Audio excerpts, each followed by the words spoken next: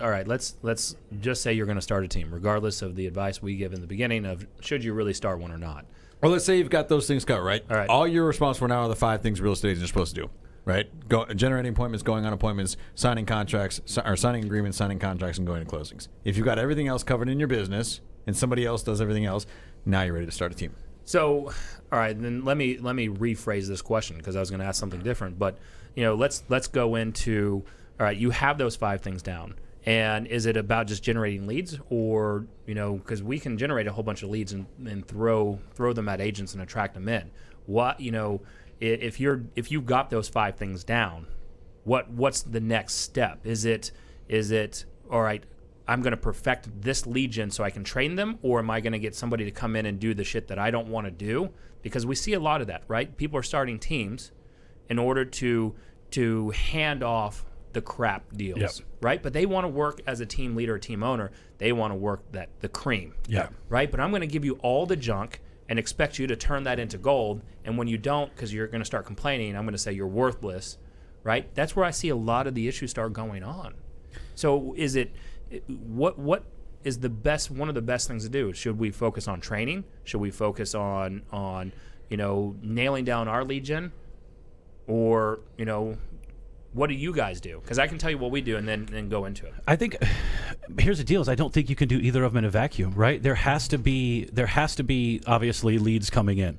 Newer agents who are struggling in the business, they're looking for some assurity that there is warm-ish business they can go and work. And I do think as a team leader, there is some responsibility for you to bring people some business. So you have to do a little bit of that. But if you don't have the ability to train up, again, I'll use myself as an example. I know for a fact there was a guy on our team who probably should still be in real estate that I just didn't connect with. It wasn't that he didn't work hard. It wasn't that he wouldn't put in long hours.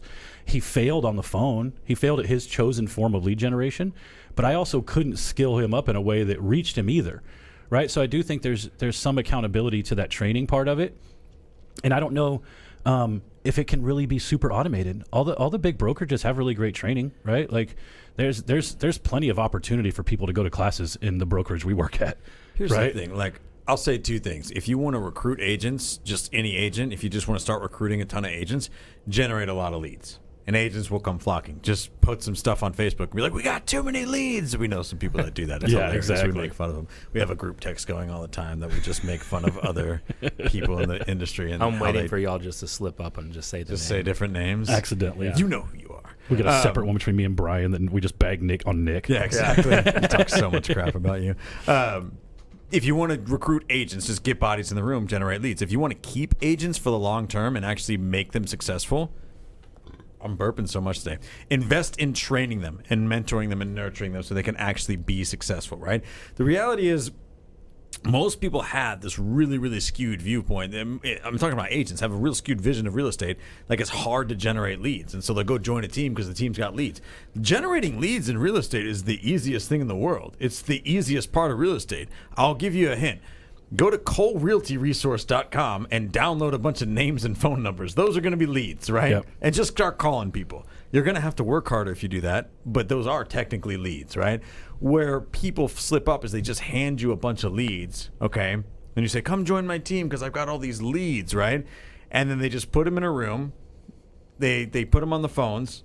6 months later, they haven't converted anything, and these people leave. Yep. Because you haven't poured into them. Because you haven't taken the time to sit there with them day in and day out and make them all better in the room. And then they blame you when they leave because you gave them crap leads. You gave them the Glenn Gary leads instead of the Glenn Ross leads. Which ones are the better ones? I don't know. I can't The remember. Golden, the Glengarry. How Glen do Ross, you guys do it, man? I mean, you've been running a big team for a while. You've been through lots of different cycles, Yeah, I mean, it's especially the team. So, I mean, I look at it from, and I was going to ask the question, what makes a successful team different from a non-successful one? Because we can go generate the same Facebook leads. We can go buy Zillow leads. We can go, I can buy expired listing leads, whatever. And I do believe it comes down to pouring into your people and helping them on the fly. So, for example, yesterday, one of my agents was talking to a seller lead, and I think it was an expired. And I popped out of my office because I was listening to how the call was going, and I'm whispering in his ear of what to say next, right? And then he wasn't going to end the call with, when I come out there tomorrow, if everything makes sense, would there be any reason why you wouldn't hire us?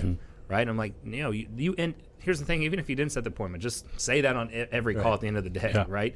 And he ended up doing it and signed the listing, right? And this agent is fairly new in the business, not a lot of transactions under his belt. Right. So I would say that it's more of the training and the hands-on experience, because we can train, right? We can talk at people, but is it being absorbed? So if we're doing it with them, I think is the biggest thing. If we do it together and they can see it, like also yesterday I did a call for one of my agents, David Bitnick, right? He has a tough buyer, and we got on a speakerphone, and I was talking to him, trying to work out and massage the objections that they were having. So I think there's a lot of it. A lot of times team owners get too busy, or they're just like, oh, I got a team now, I'm going to go on vacation. Why aren't you guys selling lots of houses and making me lots of money? Yeah. Brian and I had a conversation the other day. You have to earn the right as a leader to leave the room. We had an opportunity to pick up some office space, which we kind of feel like we need, but we've also got room for like 2 or 3 other people, so don't get too ahead of yourself, right? Like fill the room up first before you go buy more space. And Brian and I were having that conversation, and that's kind of what I said to him. I said, I think we're not in a position to leave the room for that exact reason. We're still coaching minute to minute. Shit, he did it to me the other day. I was on the phone with an expired callback, and I threw out like the most rookie of lines. I was like, well, when's a good time for us to meet? Right? And Brian's like, he just turns out, looks at me, and he's like, whipped around in my seat. He's like, suggest a time. And I was like, what are you doing, right? We lose that opportunity. And the reality between, and I said it today earlier when we were filming some of this video stuff at Tour Academy, that is one of the huge advantages, I think, to the right leadership and the right coaching. Not just Tour Academy, the teams you're on, is the person who's the rung above you should be in the room coaching you, right? Adam says that, and I'm sure a lot of huge business owners have done this. It comes from the top down. If there's one link broken in that connection to the top, the whole thing crumbles, right? We've seen it happen in market centers, with leadership. We've seen it happen with teams, with CEOs. We've seen it even happen with just sales directors in a smaller role on each individual team. You've got to have the person to replace you right below you to keep the pace in the room.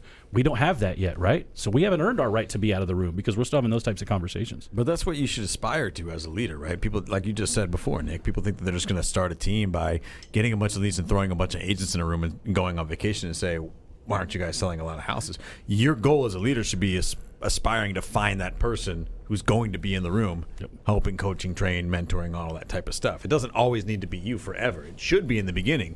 But that's what your goal as a leader should be, is to aspire to replace yourself in that role. 100%. And they also have them do the things they don't want to do, right? Yeah. So I don't train my agents on door knocking.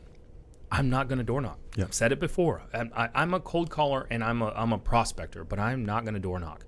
So I'm not going to go and expect my agents, unless it's for an open house, I don't expect them to go door knock around a just sold or an expired or whatever. It's not going to do it. And what ends up happening is a lot of times agents will they're like, oh, we can get more business if we do that, but they're not doing it themselves. Of course. Kind of like Brian, something that I've seen him do in his, when he was running his own team before you joined forces, is he would take his agents out and door knocked with him, right? They could get to see it. So again, it's more about that training of doing it together than talking at them, right? And that's huge.